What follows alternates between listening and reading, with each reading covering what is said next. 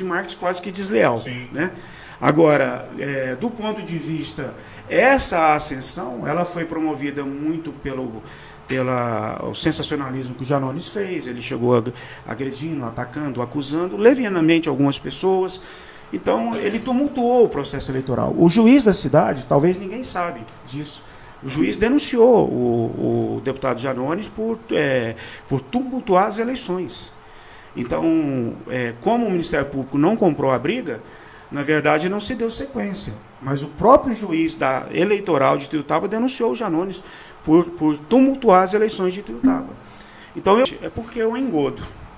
O estádio ele fracassa na primeira gestão.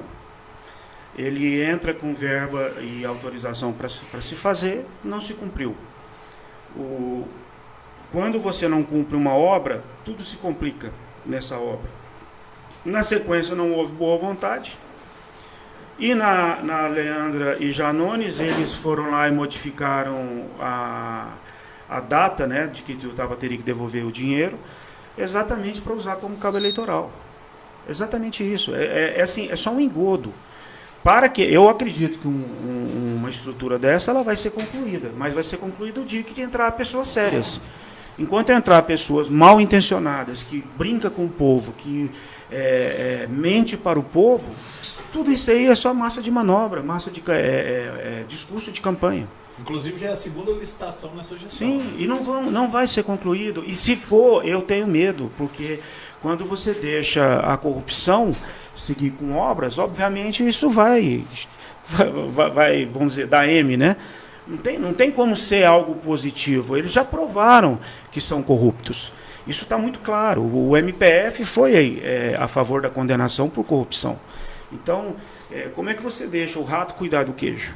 Existe um G13 na Câmara, que é a blindagem da corrupção.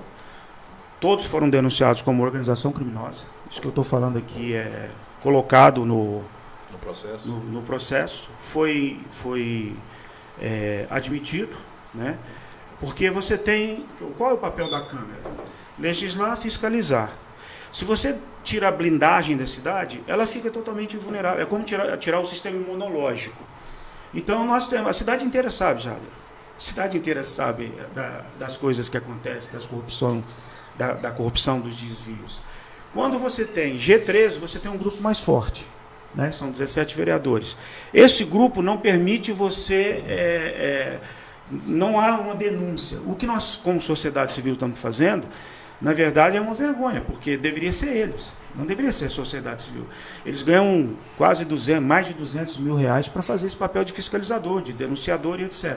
Quem fez isso fomos nós. Então tem um G13, que foi colocado nas denúncias como organização criminosa, né, que blinda o executivo. E o que eu teria para falar de uma Câmara? Uma Câmara que já está avaliada pela cidade como a pior de todos os tempos. Você teve vereador reclamando que a sociedade civil estava fazendo denúncia. Vê se pode um negócio desse. Tem um vereador que falou assim, não, eles ficam denunciando a gente. Mas é óbvio que nós vamos denunciar, nós, sociedade civil. Aí uma coisa importante para falar, Jaderson, essas denúncias, não é eu, Amy, que estou fazendo. Isso vem de funcionários públicos. Isso vem, pessoas que estão sendo perseguidas, sufocadas, está vendo o crime, entrega a materialidade. Eu nem na cidade estou, então como é que você acha que essas coisas chegam? É porque a própria cidade que está denunciando. Aí você me pergunta, e os vereadores? Bom, se os vereadores estão vendo que a própria cidade está gritando e não fazem nada, qual a nota para uma Câmara dessa? 0. Os que estão lá, que tem alguns lá com perfil um pouco mais da luz, essas pessoas estão ou com medo ou omissas. Os demais estão cúmplices. Poxa, nós tivemos um funcionário público recentemente chamando a Câmara de quadrilha, ratos, ladrões. Aí, se isso é numa cidade séria, que tem gatos, não teria ratos na Câmara. Isso é gravíssimo, gente. Um funcionário público dizendo que na Câmara tem ratos, uma quadrilha, ladrões. Precisa falar mais sobre Câmara Municipal? Os vereadores pediram o funcionário para se explicar? Houve uma convocação real? Eles se defenderam ou quem cala consente? se defenderam, né, pediram um posicionamento. A defesa é só uma. Ou ele está mentindo e esse funcionário tem que ser demitido, ou ele está falando a verdade e tem que se abrir uma CPI. Não tem essa conversa desde lá, fazer um 7-1.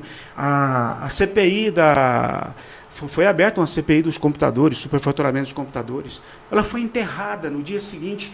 E olha, eu vi a lauda, a pauta do encerramento.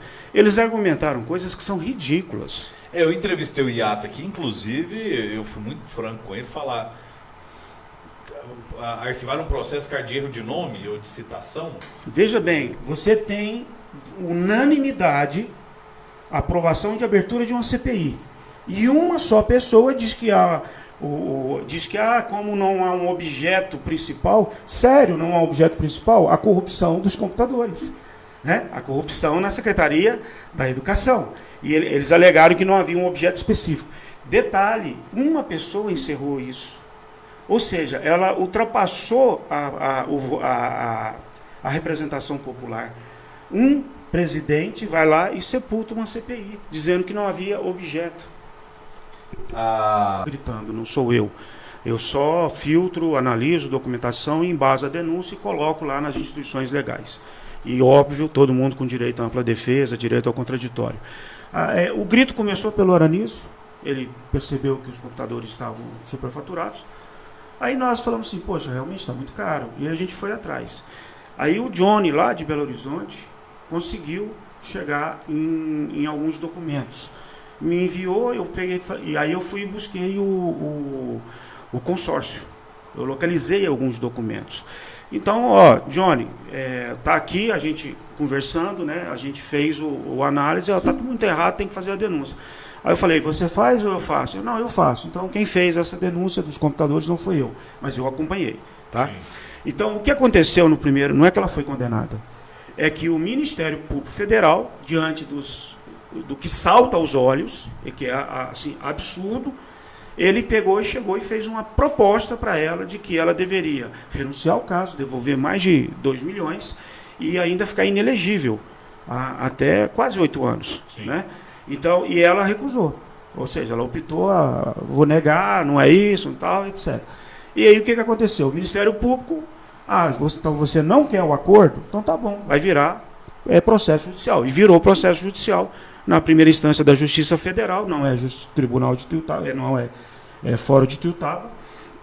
E hoje mesmo eu olhei, a defesa já foi feita, o contraditório já foi feito, o Ministério Público já deu o parecer a favor da condenação.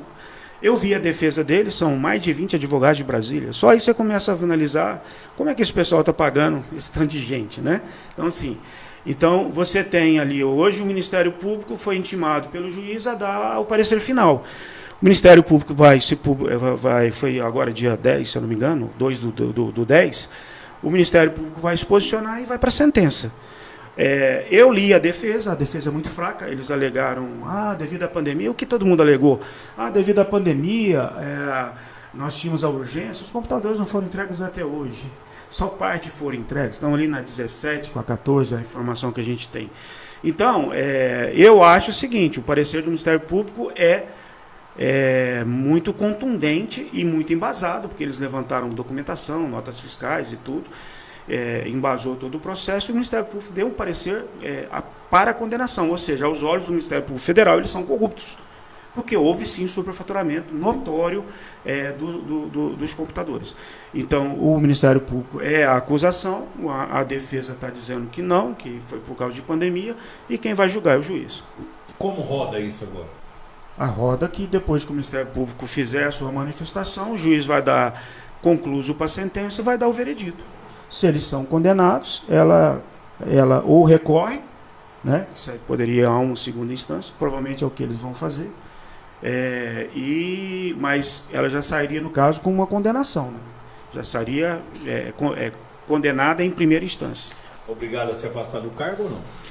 Depende do juiz. Né? Se o juiz entender perícula in mora, de que é corrupta, como tem vários processos, várias acusações, o próprio STF pediu agora a Polícia Federal pediu mais 60 dias para investigar. Se a Justiça entender que são perigo memória é o perigo irreversível, né? O dano irreversível, então é possível sair, mandar de prisão a qualquer momento. Isso é notório.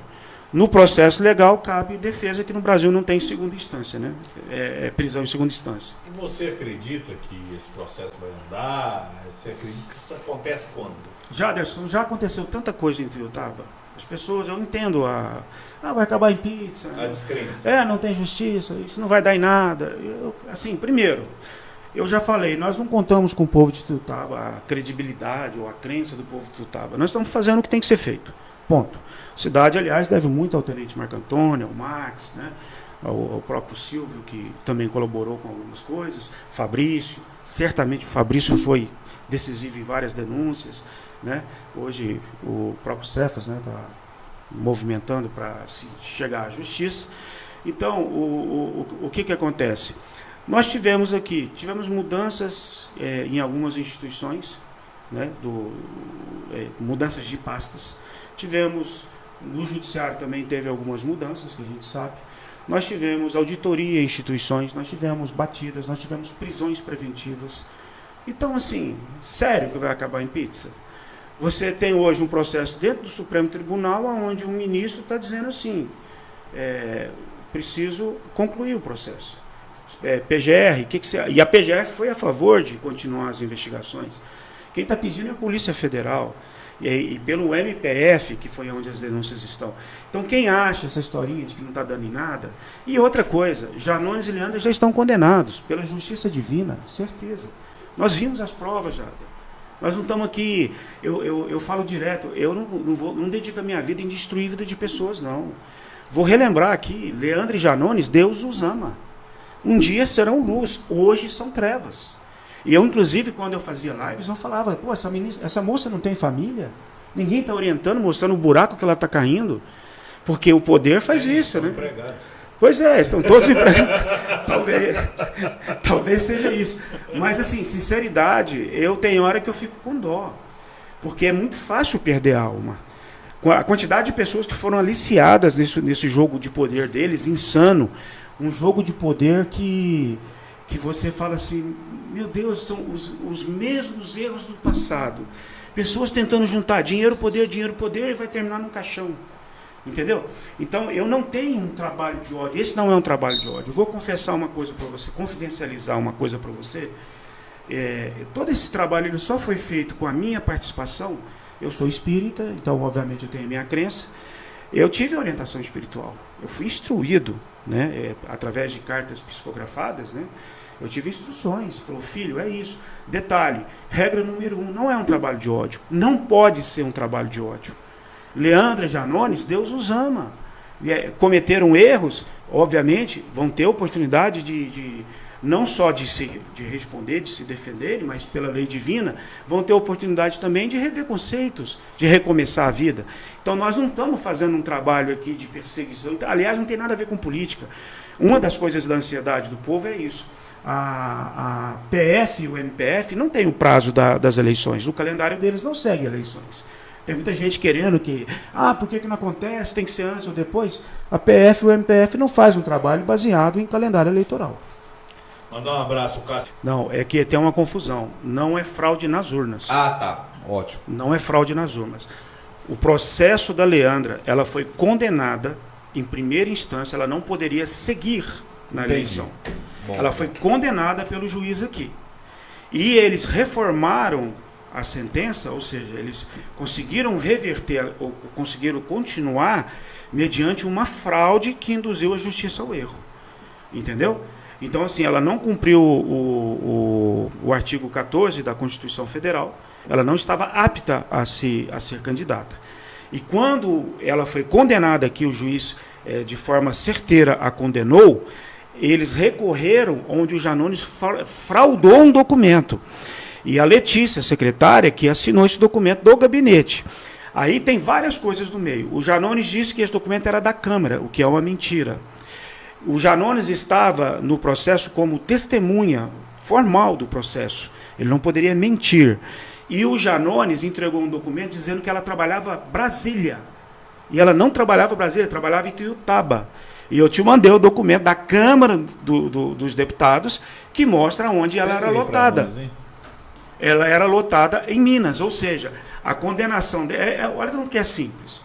Se ela trabalha em Ituiutaba, ela está fora das eleições. Se ela trabalha em Brasília, a lei permite que ela continuasse. E eles foram lá e fraudaram e mentiram.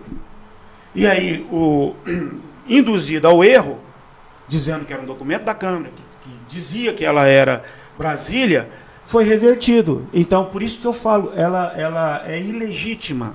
A história de Ituiutaba ainda vai ver isso. Ituiutaba passou por uma fraude. Pra gente? E tem vídeos deles confessando. Tem um vídeo que ela está com a Adelina, ela fala, o Janones pediu para que eu ficasse em Ituiutaba. Aí depois tem um vídeo do Janones, ele falando, ela trabalha em Ituiutaba. Então, assim, é um processo onde ele confessa, são réus confessos. O documento é nitidamente fraudado, o documento que ele apresenta com o documento que a Câmara responde. Então, a Justiça foi induzida ao erro. Por isso que é uma fraude. Ela não poderia ser nem candidata, ainda mais prefeita. Aí você entra, perículo em mora, você entra que todo esse processo ele está errado. Entendeu? O documento da Câmara que diz que ela era lotada em Minas e há o documento que vai fraudado do gabinete do deputado, assinado por hoje uma secretária de obras e da SAI, né? Não é mais da SAI, porque agora sim, a SAI, mas ela assumiu as duas. Ela foi. Então, assim, você vê nitidamente uma fraude. Só aí já dá associação criminosa, porque seriam 3 pessoas, né? Janones, Leandro e Letícia. Entendeu? Então, nós estamos falando de documentos que estão às claras, salta aos olhos. É o que o jurídico chama de prova cabal. É indiscutível. Então, assim, Leandro é uma fraude. Entendeu? E o que virou esse processo depois? Virou que aqui o juiz disse, não entrou no mérito, falou que não era da via, a promotora disse que acha que também não era cabível, mandado de segurança, e, na verdade, assim, nem entraram no mérito. Aí cabe recurso. Foi entrado o recurso, vai ser julgado pelo tribunal que foi induzido ao erro. E aí, se perder lá em Belo Horizonte, vai para o STF, que é uma questão do artigo 14, que é o que eu quero chegar. Eu não estou preocupado de tomar não na primeira instância, na segunda. Isso é uma questão constitucional, isso vai terminar no STF.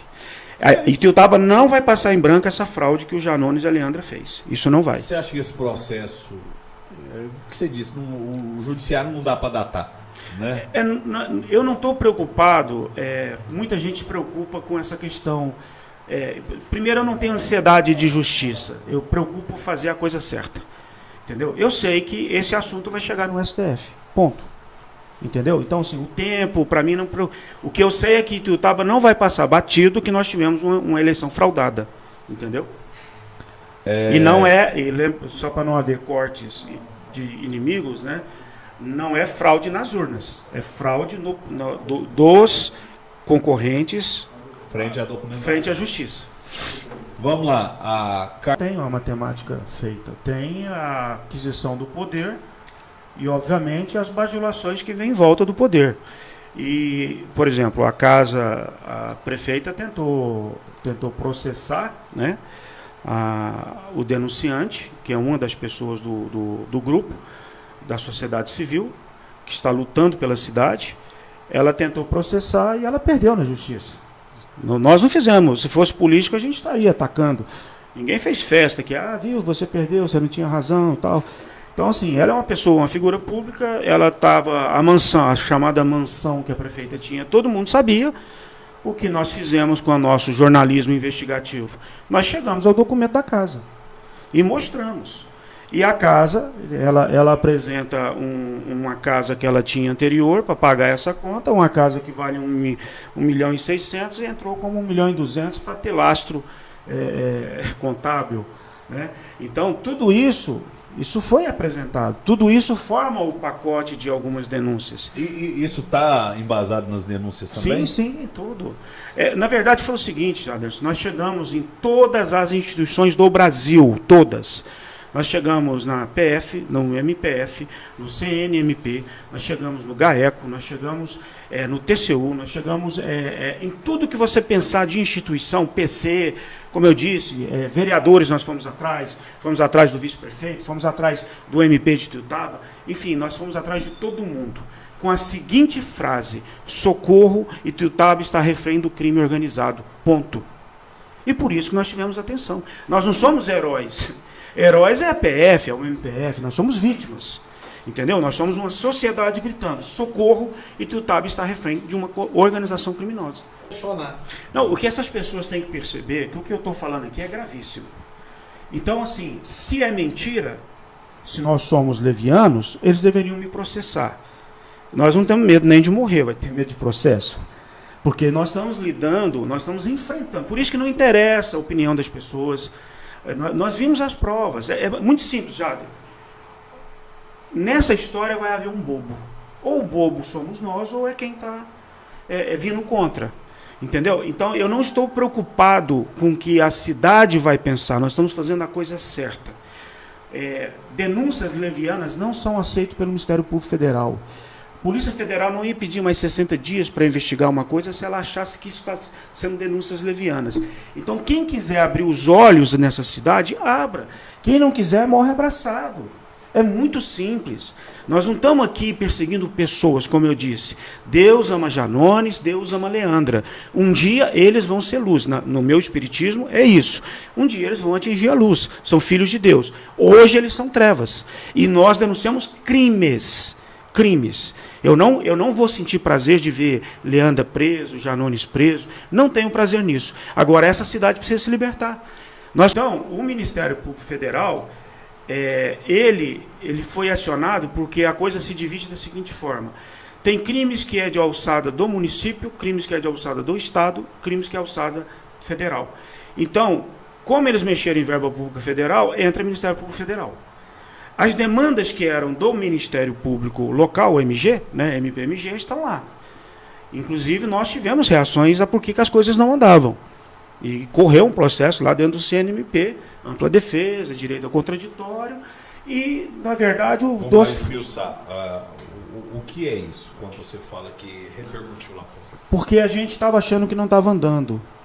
E aí nós chegamos à corregedoria e pedimos explicações. Vocês foram na corregedoria estadual? Isso. Estadual não, nós fomos na federal, CNMP, Conselho Nacional do Ministério Público. E aí o Conselho Nacional do Ministério Público colocou para a corregedoria averiguar. E realmente os processos estavam atrasados. Aí o que aconteceu? Mandou-se acelerar as coisas. E é por isso que houve muitas coisas acontecendo. Eu te mandei uma lista de documentos. Sim. Né? Você viu que até as casas, 175 casas, o MPF investigou, né? Teve uma posição com a Caixa Econômica Federal. Então, assim, está acontecendo muitas coisas e a cidade não está vendo. Já não está em pizza. Já não está em pizza. Pessoas foram remanejadas de pastas. A cidade está sob auditoria. Computadores foram apreendidos do poder público. Nós tivemos auditorias em algumas instituições da cidade que envolvem essas verbas denunciadas. Então, assim, em pizza já não está.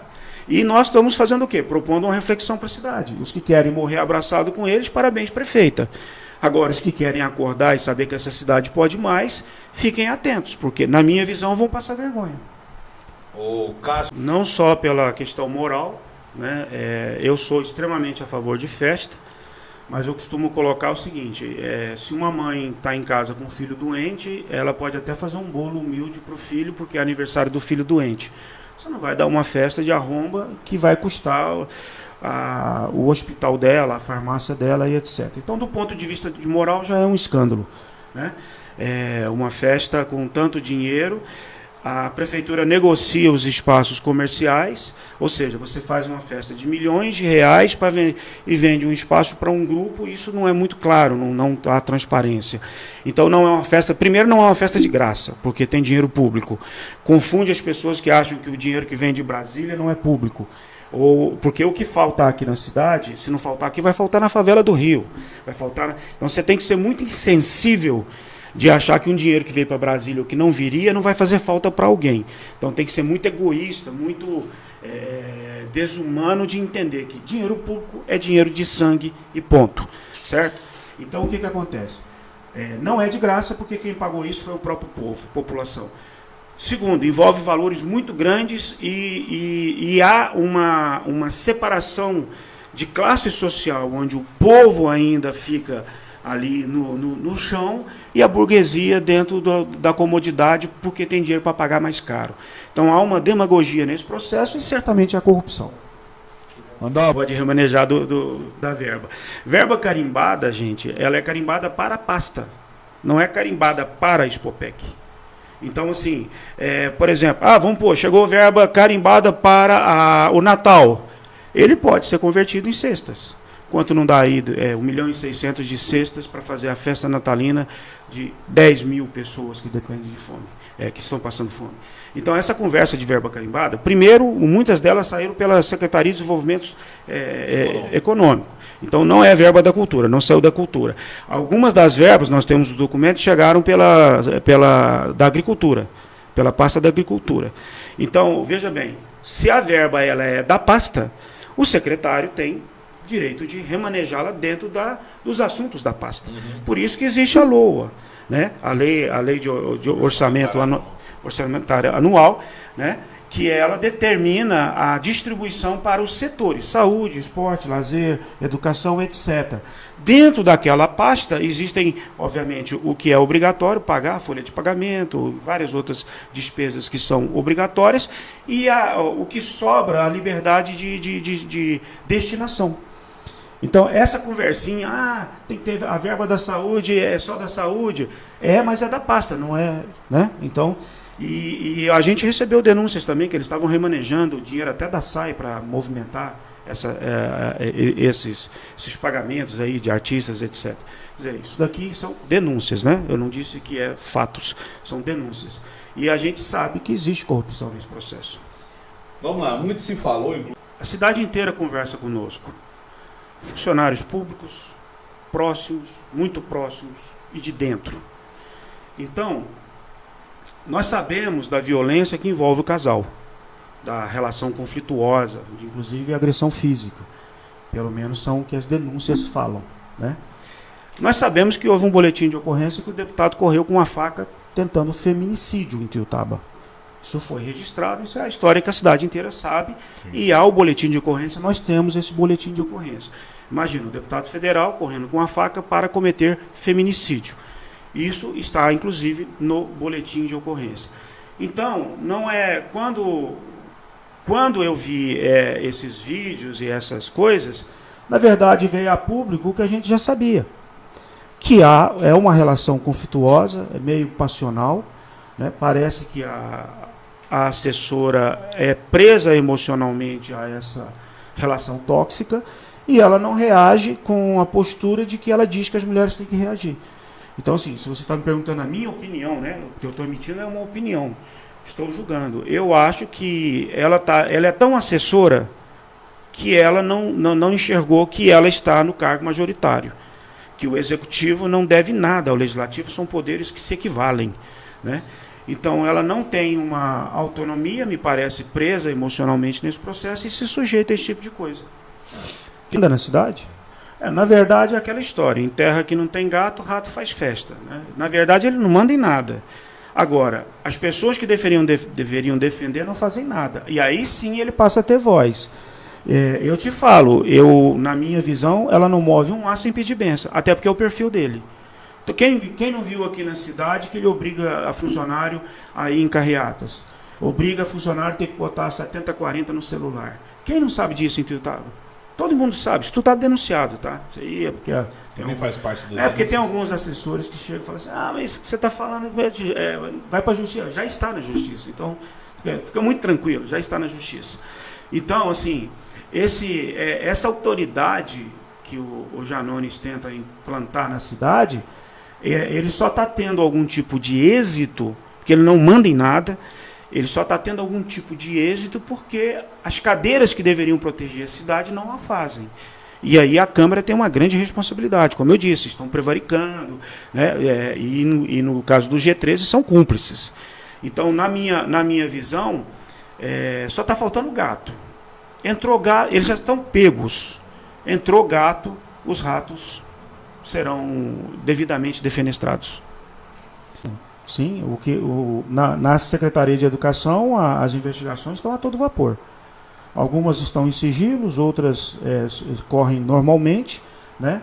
A questão dos computadores, como eu disse, já há o parecer do MPF para condenação. Para o Ministério Público Federal, ela é corrupta, porque está na petição, né? Onde se faz o relatório do que se pede em uma petição, para a condenação. De Covid, eles foram acoplados ao que eu chamo de denúncias da saúde. Nessas denúncias da saúde, nós tivemos os 26 milhões da pandemia que sumiram, que eles não prestaram conta. Nós tivemos a declaração de que só de verba do Janones, cada leito, dos 10 leitos que Ituiutaba teve, custaram R$300 mil. Detalhe, o SUS também pagou esses leitos, mais 1.440.000. Ou seja, cada leito de Ituiutaba custou R$440 mil. Em Uberlândia custou 140, o dos empresários, que foi particular, o do Odelmo custou 180. No Acre custou 110. Por que o de Ituiutaba custou só de verba do Janones 300 mil? E mais ainda, provavelmente, a duplicidade de pagamento dos leitos para mais 140 mil de cada leito, o que daria 444 mil cada leito. Isso foi acolhido pelo MPF, por isso que entrou em sigilo. Aí você tem os testes de Covid, você tem o teste que ele falsificou dele, que você tem verbas da saúde. Porque o teste dele foi assinado aqui na cidade. Pois esse teste foi muito engraçado, engraçado aspas, né? A gente tem que rir um pouco, porque no dia que saiu a rachadinha, que o Fabrício trouxe à tona a verdade, no dia seguinte ele pegou Covid. E aí nós fomos atrás da cronologia e mostrando como é que ele conseguiu esse teste, aonde estava, como conseguiu esse teste. E depois, quando voltou a trabalhar, depois quando já estava em Brasília, não sei se é DOR, eu acho que é DF DOR, que é o hospital que ele foi, e aí nós mostramos o discurso do que ele falou, a cronologia do processo. Isso foi acolhido. Então, assim, o Janones, tudo indica, e a gente coloca dessa forma para o MPF, que o teste de Covid dele foi falsificado. E se ele fez isso, o que ele fez? Ele usou a máquina pública. E Bolsonaro foi... Porque ela é uma sociedade íntegra. O Hospital São José é extremamente importante para a cidade. Sim, sem dúvida. E algumas pessoas podem ter errado. É assim que eu coloco. Inclusive, parece que teve uma reunião lá. Isso é fofoca de balcão, viu, gente? Houve mudança do diretor do hospital. Mudaram. Você vê, então não é pizza assim. Mas o que eu quero dizer é o seguinte: houve-se uma conversa no balcão essa semana passada e essa semana, que o deputado esteve lá no hospital, inclusive que chegou a ventilar que nem era certeza da Leandra ser a candidata dele aqui na cidade de Ituiutaba, viu? Será por quê? Eu acho que é aquela história, né? Na política corrompida, você não tem amores, você tem cúmplices. Então, a relação deles é baseada em interesses muito superficiais, que acaba chegando onde eu falei. Essa moça não percebe que ela está sendo usada, que ela está sendo, como se diz, colocada numa situação que amanhã é um buraco sem saída. Vamos lá, falar um pouco. Então, veja bem, quando as pessoas não... mais do que linhas, tem que ler entre linhas. Você tem uma denúncia que saiu da Polícia Federal de Uberlândia, que veio para a Justiça Federal, que foi encaminhada ao STF. Na mão do STF, o Fux, ministro Fux, diz o seguinte: manda a PGR a necessidade de continuação de investigação, ou seja, já havia uma investigação. Só a questão dessa denúncia ter chegado ao STF, ela já diz que ela não é infundada, certo? Aí o ministro Fux pede a PGR a opinião, e a PGR diz sim, tem que continuar. Aí depois disso a Polícia Federal diz assim: eu preciso de mais prazo, mais 60 dias. Por quê? Porque não é uma denúncia, são várias denúncias, são várias. E você sabe que aqui em Ituiutaba está vindo polícias a paisano investigando, levando computadores, levando documentação, está havendo oitivas, houve prisões. Entendeu? Então, essas coisas que estão acontecendo mostram o belo trabalho que o MPF e a Polícia Federal está fazendo. Inclusive, parte das demandas, como eu disse, coisas que são verba da União, Polícia Federal e MPF. Coisas que são do Estado, a APC, né, ou GAECO. E nós sabemos que está todo mundo aqui investigando a cidade. A PC aqui, a doutora Juliana, fazendo um excelente trabalho. Entendeu? Então, assim, a Polícia Civil de Ituiutaba, ela está agindo e muito do que avançou foi trabalho da doutora Juliana, obviamente, com seus colaboradores policiais. Inclusive, Dentro de campanha, algumas coisas. Por exemplo, o Mário Jacó, da Associação Comercial, obviamente, ele é convidado a fazer parte do time, provavelmente pelo Silvio, né, que são Sim. colegas de casa lá, Associação Comercial. Como não há espaço de trabalho, obviamente não vai se encaixar, por isso que está do lado de fora. Quando você vê as demais pastas, a irmã da prefeita no desenvolvimento social, você vê a ex-assessora em 2 pastas, como foi na SAI e na obra simultaneamente. Quando você vê a Jéssica, que era assessora do Janones, que começou como procuradora, e agora está ocupando a parte do Jacob. Você vê o primo na EMAG, você vê o cunhado, não sei mais aonde. Cara, então assim, é o que eu chamei de ORCRIM, uma organização criminosa. Eles se apossaram da cidade, fizeram das secretarias os seus lugares de controle da cidade e, obviamente, não estão trabalhando correto, tanto que a polícia está em cima, a Polícia Federal está em cima. Como eu disse, já houve prisões. Então, não é que nós estamos levianamente fazendo denúncias. As denúncias foram reais, tiveram sequelas. Então, no secretariado, eu, por exemplo, morro de dó da Sandra. A SAI, ela é um cofre, né, paralelo da prefeitura. Então, assim, quem estiver na SAI vai ser da confiança deles.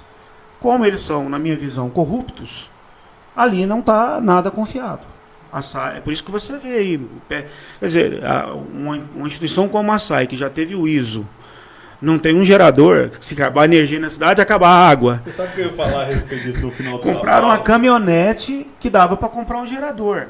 Então, assim, quando falta água em Ituiutaba, gente, é porque eles não priorizaram um gerador na SAI. É simples assim. só para lembrar, o N se refere a quando faltou energia, quase 3 dias que a gente ficou sem energia. A gente ficou sem água porque não tinha os geradores. Isso. E até hoje não foi compra os geradores. E foi comprar uma caminhonete. É por isso que eu estou dizendo, não há gestão. Esse pessoal não está aí para gerir a cidade. Quem quer acreditar, parabéns prefeita, melhor administração. Essa conversa que para nós que vimos provas e temos um pouquinho de visão maior de mundo, porque já tivemos em vários lugares, você vê que isso daqui em Ituiutaba está sendo atrofiado. Isso aqui não é só o dano financeiro do que é roubado. A Luene falou, a prefeitura é roubada todos os dias. Isso foi colocado no MP. Houve uma confissão. A irmã da prefeita está dizendo que Ituiutaba é roubada todos os dias. Qual o contexto que ela disse isso? Disse dentro do contexto, que há roubos dentro da prefeitura. Quando ela estava conversando com a casa, né, e as casas foram roubadas, ela disse, esses roubos que acontecem aqui na casa, fica tranquilo que lá na prefeitura também está sendo roubado. Pelo amor de Deus, não há outro contexto, roubo é roubo, ponto. Uma pessoa que em breve a casa vai cair. Por crimes. Por crimes. Qual que é a relação dele, você acha? Vários crimes. Primeiro, o cargo dele, a posição de secretário de governo, o coloca no epicentro de tudo que é da gestão. Né? Nós temos, assim, uma formação de bastidores, de conversas que foi lá na Secretaria de Educação, para tentar dissuadir a secretária. Nós temos, assim, esse pessoal, nós estamos anos-luz na frente, Jaderson, a verdade é essa. O que eu trouxe para você aqui é uma palhinha, nós temos muitas informações. O funcionário público do Ituiutaba está muito incomodado, os que não são comissionados. Eles estão perseguidos, estão adoecendo, e eles denunciam, eles entregam provas, eles falam as coisas que aconteceram de bastidores. Então, nós estamos muito bem embasados do que está acontecendo em Ituiutaba. Eu não seria louco de vir cá falar tudo isso que eu estou falando para ser amanhã processado e ter que responder levianamente. Meu medo de processo é zero. É zero. Falar nisso, essa semana... Sinceridade, acho que a cidade está iludida. Eu gostaria de deixar isso muito claro. O que vocês estão vendo é distração. Festa, oba-oba, praça remanejada. Aliás, essas praças aí, os valores estão também absurdos. Então, assim, como a gente sabe, é aquela história, o rato não pode cuidar do queijo. Então, esse é o primeiro ponto. Aos que são pessimistas em relação a não vai acontecer nada, que quem define é a Justiça, mas o MPF, a PF está fazendo um grande trabalho. E, como eu disse, já houve até prisões preventivas. Então, dessas denúncias aqui, nós estamos apresentando um pouco do que são. Existe muito mais. Nessas denúncias que estão em sigilo, elas envolvem umas 8 denúncias dentro do processo da mesma denúncia. Entendeu? Então, assim, eu só quis mostrar que nós não somos levianos, não estamos aqui para destruir pessoas, pelo contrário. Como eu disse, um dia serão da luz, hoje são trevas, e essas corrupções são reais.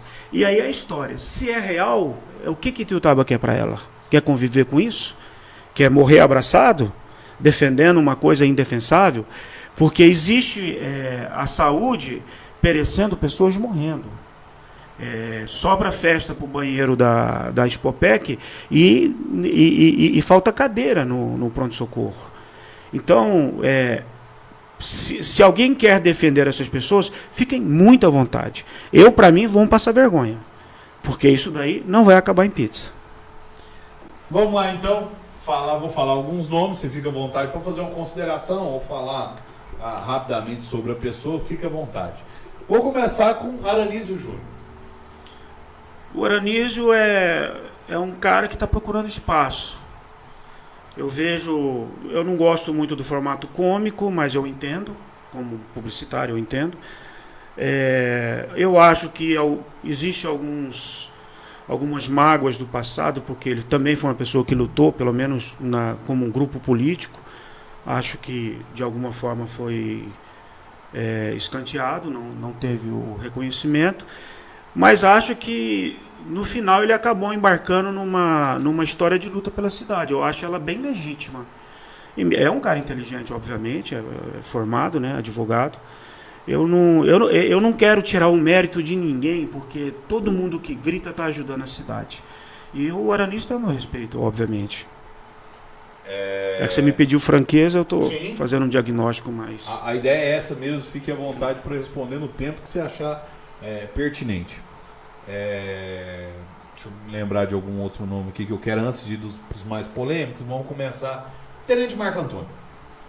Como eu disse, a cidade deve muito a ele, é um homem da lei, um coração maravilhoso para quem o conhece pessoalmente. Todo o grito do tenente é um grito de indignação, ou seja, é legítimo. É um cara que botou o peito à bala junto várias vezes pela cidade, enquanto a sociedade dormia, ele rondava a cidade.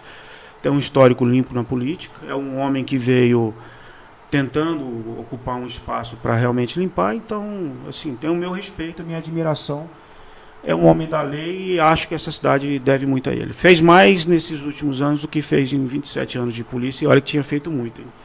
Renato Moura. Para mim, o Renato não tem uma inteligência intelectual, ele não é inteligente como ele acha que é. Eu acho que ele não tem a vocação política. Não acho que ele forma grupo nenhum em termos de formador de grupo, sabe formar grupo. Quando você tem moedas para formar grupo é muito fácil. Você traz o queijo, os ratos vêm. Acho que é um rapaz que perdeu a alma, literalmente perdeu a alma, perdeu a oportunidade de vir para a luz ou de ser luz. Teve na cadeira, não soube usar, o bonde passou e acho que vai ter dificuldades aí, porque está na lista aí. Romeu Anísio Jorge. Falar do Romão, eu tenho inclusive gratidão pelo Romão, porque na época do spray eu tive no gabinete dele. Na época do Lele eu era assessor, fui muito bem recebido. Então, assim, eu não gosto de ser ingrato. Romão sempre foi um cara muito carismático. Eu já tive alguns embates com ele, não um confronto direto, mas eu acho que o Romão, ele soube surfar no sorriso que ele trazia, ele de uma certa forma ele foi protagonista na cidade, porque foi um dos primeiros, né, a ter relevância, não só assumir o cargo de deputado, mas relacionou, o que ele faz muito bem, relaciona bem com as pessoas. Sinceridade, e isso eu falo muito aberto, eu acho que ele não foi o político que deveria ser. Eu acho que ele teve a popularidade que o perfil dele levou. Mas, por exemplo, eu culpo o Romão e falo isso com o coração aberto. O Romão errou com essa cidade de não ter me permitido ela florescer na velocidade que ela merece e de, principalmente, não ter formado sucessor. O Romão não formou sucessor. Então, assim, sei que ele é positivo para a cidade, tenho o meu respeito. As pessoas não são perfeitas, não tem como exigir perfeição do Romão, mas ele sabe, com a experiência que ele tem hoje, ele deve olhar para trás e falar, puxa, poderia ter feito mais, que é o que todo mundo chega no final da vida, né? Então, por exemplo, se o Romão num hospital tem dificuldade de fazer hemodiálise, ele é responsável. E ele hoje precisa de hemodiálise. Então, assim, Romão, essa sua cidade, você mesmo poderia ter uma velhice melhor nela. Ele sabe disso. Essa é a minha franqueza e assim, meu respeito, porque ninguém é perfeito. Alice Drummond? Alice é um caso interessante. É uma menina inteligente, vivenciou fora. Eu sinto nela uma vontade muito grande. Acho ela um pouco medrosa, porque nós já conversamos, mas eu sinto uma verdade nela. E também não culpo, né? Dentro de um G13, você vai fazer o quê, né? Uma mulher, já é mulher, tem que enfrentar ali uma Câmara quase em sua maioria masculina. Mas eu sinto nela, sinto que ela pode dar algo que ela ainda não deu, no sentido de botar para fora a sua essência, porque ela tem um perfil, ela tem opinião, ela sabe falar, ela sabe se impor. Eu acho que ela está atrofiada, e por isso que eu falei um pouco medrosa. Mas ela está ali entre os 4 que eu meio que não vou absolver, porque o cargo exige posição, né? Não pode prevaricar. Mas ela é uma das pessoas que tem um pouco do meu respeito. Um pouco não, ela tem o meu respeito, só não está atingindo a minha expectativa que eu tenho de um vereador, né? Quem seriam os outros 3? O Robertinho, eu acho ele bem inocente.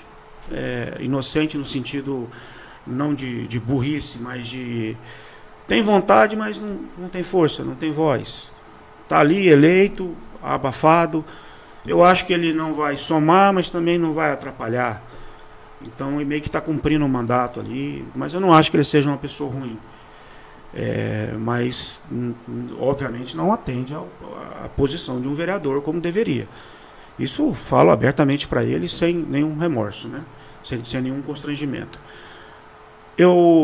A Fabiana, eu vejo nela uma força, eu vejo uma vontade, mas eu acho que ela ainda não se decidiu ser totalmente da luz. Porque ela tem o espírito guerreiro. Então o que está faltando se libertar e dar o grito realmente de liberdade, entendeu? Então eu acho que a Fabiana fica meio que um pé atrás, talvez ela tenha muita gratidão para pessoas que a conduziram até ali, mas eu acho assim, dentro dos princípios, ela tem princípios na minha visão, mas eu acho que ela tem que entender, amigo do homem, mas não amigo do pecado. Isso eu acho que ela não entende bem. Então, assim, indignação é indignação. Se o vice-prefeito fosse corrupto, eu tinha colocado ele no MPF. Tinha denunciado ele na Polícia Federal. Esse é o papel da minha família. É assim que a gente se posiciona. Quarto nome? O Iata, eu já bati bastante nele. E quando eu bato no Iata, é porque eu acredito no Iata. Para mim, ele está sendo Pedro. Nega Cristo por 3 vezes. Então, assim, a quem muito tem, muito é cobrado. É por ter esperança que o Iata é cristão, tem valores, é professor, é um cara de valores, eu espero que ele faça muito. Então, ele apanha de mim, quando eu bato, né? Por falar assim, Iata, a sua cadeira te exige posições. Você não pode ser neutro, você não pode ser meio termo, você não pode ficar no jogo de cintura, você tem que vir às claras. Então, o Iata, ele tem... É por acreditar nele que eu o condeno, entendeu? Entendi. Por esperar que ele não seja Pedro, negue Cristo, ou tenha medo, ou corra, é que eu bato no Iata. Mas eu não acho que ele é uma pessoa do mal, não. Eu espero muito dele. Espero aspas, né? Na verdade, eu não espero nada de ninguém. Eu só acho que a posição e o discurso dele merecia mais. Mandar um abraço pro Rodrigo Granelli. Hoje eu faço podcast graças a esse cara. Tá? Pouca gente sabe. A gente começou esse projeto na minha casa. Né? O Jamaica, eu chamo ele de Jamaica até hoje. Cantava rap. É um cara que tem um visu totalmente diferente, né? E é de direita. Um cara que tem o olho tatuado, o rosto tatuado, e é um cara de direita. Então, assim, tem meu respeito e minha gratidão, Jamaica. Um grande abraço para você, cara que trabalha muito, né? Faz sua correria. Um grande abraço, obrigado por estar nos acompanhando. E passa lá em casa depois para nós conversar. O Sérgio está falando sobre os 4 que você está falando aí. O problema são as ameaças, né? Então, teve uma denúncia que a turminha da pesada é tiro na cara. Isso é grave.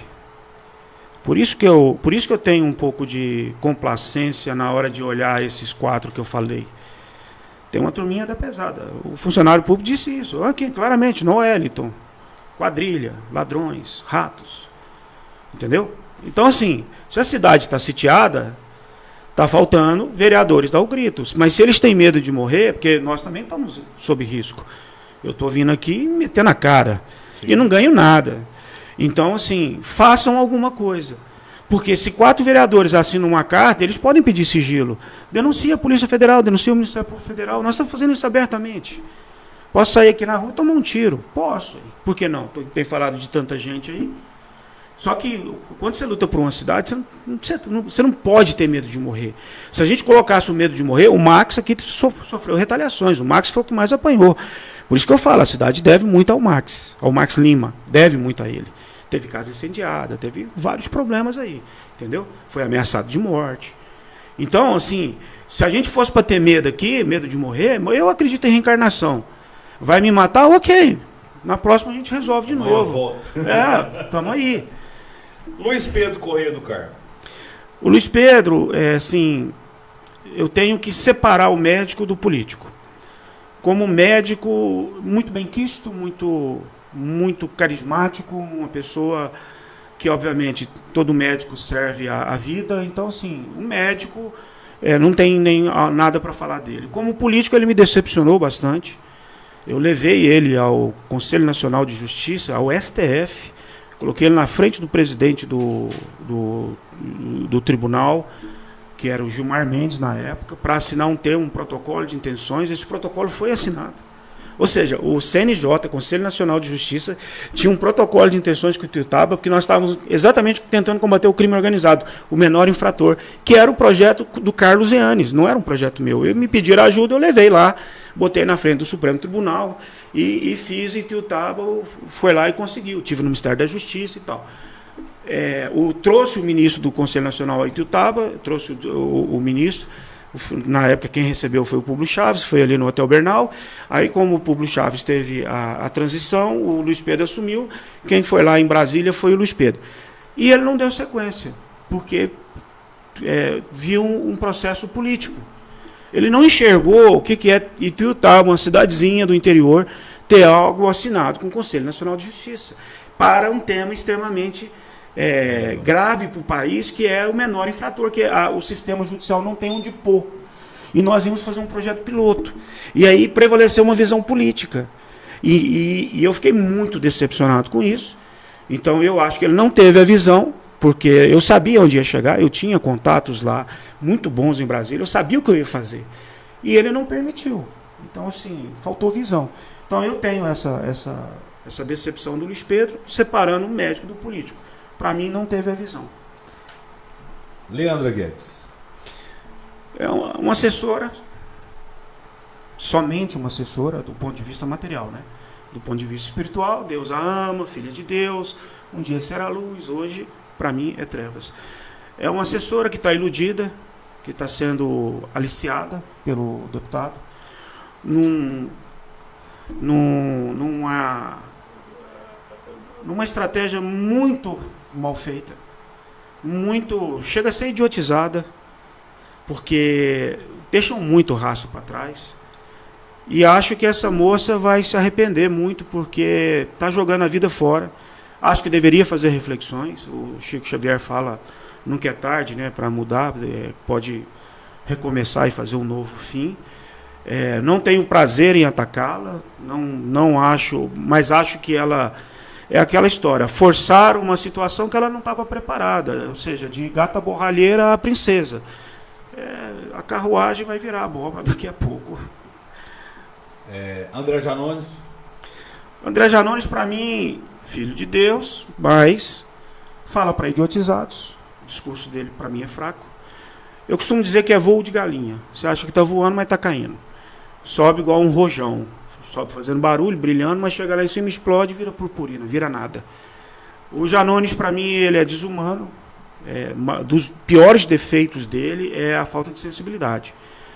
Esse rapaz, ele não mede assim, a pessoa pode estar com câncer, ele usa a pessoa com câncer para se projetar.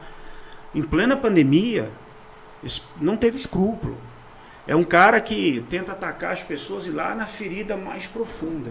Então a desumanidade dele é algo que eu acho ele insignificante politicamente. Aliás, a dificuldade do Janones é exatamente a insignificância dele. Vou explicar por quê. Se eu estivesse atacando, por exemplo, o Alckmin, certo? O Alckmin tem relevância, o Janones não tem. É difícil conseguir atenção porque o Janones não é nada politicamente falando. Ele não tem expressão política, entendeu? Aqui ele fala para os idiotizados aqui, que acreditam nessa historinha toda, ok. Mas eu acho que ele tem alguns complexos graves, aí já passa um pouco da minha solidariedade. Eu acho que ele tem um trauma, ele acha que essa cidade deve ele, por isso que ele é tão vingativo, tudo tão feroz na hora de falar as coisas. Eu acho que ele atribui a uma infância que a cidade não foi legal com ele e agora está no poder, ele surtou. É um iludido. No final é um coitado, porque na justiça divina já está condenado, certeza. Eu não estou julgando, só comparo os atos, o que eu vi e falo, olha, isso aqui você vai ter que, pelo espiritismo, você vai ter que pagar isso aqui. Não pense que se você safar da justiça humana, você vai se dar bem, porque no máximo 100 anos está todo mundo dentro de um caixão. Então eu acho que ele já se lascou, teve um atraso de vida gigantesco. Do ponto de vista da justiça humana, eu acho que ele vai cair. Então vamos lá. Eu queria mais uma vez agradecer os nossos patrocinadores, porque eu sempre falei que esse projeto aqui eu iria tocar, agradecer os parceiros, né? Então a gente não pode deixar de não agradecer a esses companheiros que acreditam no projeto, que apoiam o projeto, né, para custear as demandas desse projeto. Então agradecer o Café Coré, né, no nome do meu amigo Batuta. Muito obrigado mais uma vez, um empresário que acredita na cidade de Ituiutaba, né? A GM Tecnologia, né, tudo em segurança eletrônica, sistema de câmera, portão eletrônico, sistema de alarme, vendas, manutenção e instalação de interfones. Também agradecer o Leonardo Altef, né, parceiro, e o Juninho, né, o JR Financiamentos, Carros e Motos. E quem quiser nos apoiar, né, liga pra gente, tem meu número de celular nas nossas páginas, segue, compartilha, isso é importante para que essa entrevista chegue mais pessoas. Eu acho que aqui a gente desmistificou muita coisa, trouxe muita informação e o nosso papel é esse. Eu não estou aqui para bater na prefeita, nem para falar bem, nem para falar mal. Eu estou aqui para falar o que eu penso, porque já que eu resolvi fazer um programa, eu quero pelo menos ter o direito de falar. E principalmente entrevistar pessoas que possam contribuir com a nossa cidade. E sem dúvida nenhuma, essa entrevista de hoje contribuiu muito. Então agradecer também o Isnoel Bentinho que está aqui dizendo, quem mata morre também. A Rosélia está dizendo parabéns para cima deles. A Bernadette também está falando parabéns, N Ituiutaba. Tem muito a te agradecer. Forte abraço, meu amigo. Muito obrigado a vocês, hein? Mais uma vez, muito obrigado por ter aceitado nosso convite. Fica à vontade para fazer alguma consideração, falar alguma coisa. O microfone é seu. Eu quero agradecer a oportunidade. Eu achei que era importante vir, quando você comentou da oportunidade de vir, para mostrar, primeiro, que esse não é um trabalho de ódio. Eu não tenho nada contra a Leandra, contra Janones, contra Renato Moura, Chiquinho, ODMs, esse pessoal aí da Câmara toda, que para mim são omissos, estão prevaricando. Eu vim mostrar, a ideia é chacoalhar a cidade, mostrar, fazer as pessoas pensarem, porque em terra de bobo, o malandro é rei. Eu sempre uso essa frase, falo muito lá no grupo, né? Em terra de bobo, o malandro é rei. Então, assim, o que está faltando em Ituiutaba é as pessoas refletirem. Do ponto de vista espiritual, são só filhos de Deus cometendo erros. E eu entendo que um dia chegarão à luz. Ponto. Do ponto de vista material, o mal tem que ser combatido. É o que nós estamos fazendo. Do ponto de vista político, não me interessa quem vai herdar essa cidade. A minha ideia é que a cidade se reconstrua, direita, esquerda, né? Porque você pega aí. Eu acho que pessoas como a Bárbara, a Ana, que está gritando, elas precisam ter o espaço dela, a voz delas, né? Porque são as pessoas que gritam. Do lado da direita aí, o Max, tem muitos outros que têm falado, têm gritado. Então, assim, precisa chacoalhar. E Ituiutaba precisa de uma consciência. É ilusão, porque vocês acharem que Ituiutaba está bem, porque não está. Isso daqui é exatamente a distração do desenvolvimento da cidade, porque a União é uma abstração, o Estado é uma abstração, a vida acontece na cidade. Só existe o município, a União é um pacto, o Estado é uma convenção, porque a vida acontece na cidade. Então não pensem vocês que o que acontece em Brasília deveria prevalecer sobre o seu município. E quando você tem um município cooptado, como está, por uma organização criminosa, política, você está perdendo a oportunidade de se desenvolver como sociedade. Essas distrações de festa, oba-oba, plaquinha, fotinha com a prefeita, parabéns prefeito, isso daí, gente, vocês não estão perdendo só dinheiro, está perdendo o futuro. Entendeu? Então, na minha visão, resumidamente, a cidade vai ter que encontrar os seus líderes, vai ter que despertar. Eu espero que esse processo chacoalhe a cidade. Os que querem morrer abraçado, parabéns prefeito, fiquem à vontade. Agora, eu digo o seguinte, Ituiutaba vai ter um choque de gestão, é o que tudo indica. Posição da PF, posição do MPF, do STF. Eu acho que nós vamos ter uma oportunidade aí, Deus vai permitir Ituiutaba tomar uma chacoalhada. E aí ela vai precisar se reconstruir. E eu espero que os filhos dessa cidade possam saber se respeitarem entre direita, esquerda, centro, e de pegar as pessoas de vocação e reconstruírem de uma forma honesta. Eu quero protocolo aqui toda vez, que às vezes na fala vem um outro nome. Para finalizar, tem um nome que está sendo ventilado agora, que quer ser candidato a prefeito, até agora é um pré-candidato, já colocou, não sei se você conhece, e eu queria saber a sua opinião, Hermano. Pois eu ouvi, isso ecoou, eu ouvi falar eu não me recordo nem pelo nome e nem pela fisionomia, não me recordo conhecê-lo. O que eu sei é presidente do Beira-Rio, e está pleiteando aí, me parece que uma vertente mais do lado da direita, parece que o Caporeso está apoiando, alguma coisa assim, foi o que chegou, e nem sei se isso é fato, eu só estou dizendo o que eu ouvi. Então, assim, eu não tenho como emitir uma opinião de valores. Eu sei que o Clube Beira-Rio é um clube que permite um ambiente social para se relacionar com a cidade inteira. Então, assim, não é um nome que deve ser, do ponto de vista político, desprezado, exatamente por ocupar uma posição de classe social na cidade. Entendeu? Mas não sei atribuir juízo de valores à pessoa. Tá certo, agradecer o Silvio aqui que tá mandando os parabéns pra gente, tá? Mandar um abraço também pro Sérgio. O Sérgio, encontrou o Sérgio uma vez quando ele era presidente do PL, né?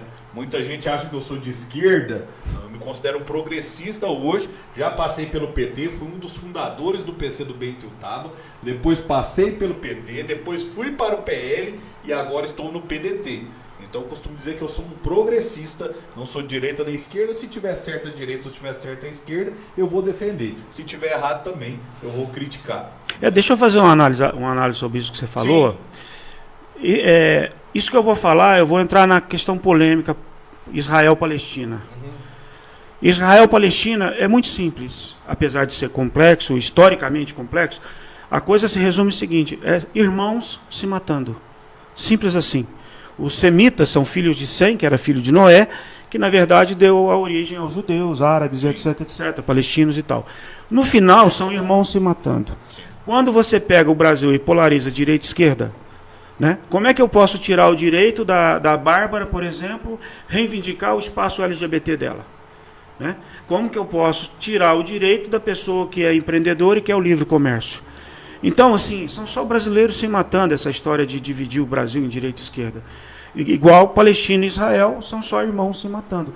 Qualquer coisa além disso, gente, é porque nós perdemos a humanidade. Compartilho da mesma opinião. Hein? Mais uma vez, obrigado por ter aceitado o nosso convite. Fiquei muito feliz quando você aceitou. Falou, Jads, pode marcar que eu vou. O N hoje não mora aqui na cidade, tem familiares aqui na cidade, mas se deslocou da cidade de origem agora, onde está morando, para poder vir dar essa entrevista para nós. Meu muito obrigado mais uma vez e que a gente tenha outras oportunidades. Fico à disposição, honradíssimo, e espero que essa cidade saiba se reconstruir e abrir os olhos, porque, como eu disse, em terra de bobo, malandro é rei. Tá aí, você que nos acompanhou até agora, meu muito obrigado. Bruno, obrigado por ter voltado, viu? Obrigado também aos companheiros que estão acompanhando a nossa entrevista. Muito obrigado a todos. Teremos outras oportunidades. Segunda-feira que vem estaremos aqui, se Deus quiser, né? Tô fechando uma entrevista aí pra gente fazer na próxima semana. Logo, logo vai ser divulgado. Você que também quer ser entrevistado aqui, pode mandar o WhatsApp pra mim, é 34996853577. Quer apoiar o nosso projeto também? Pode entrar em contato, afinal de contas é um espaço democrático, um espaço de debate, um espaço onde a gente pode brincar, conversar e principalmente nos respeitar. Um grande abraço, fiquem todos com Deus e segunda-feira que vem estamos... talvez essa semana eu ainda farei um extra pela questão da eleição, né, que está ocorrendo do Sindicato dos Servidores Públicos, que eu acho importantíssima essa discussão, né? Principalmente foi votado agora e aprovado o novo Estatuto do Servidor, onde o servidor ficou descontente e essas gestões precisam pensar nisso. Afinal de contas, o futuro depende a quem constrói agora. Um grande abraço, fiquem todos com Deus e até semana que vem, se Deus quiser.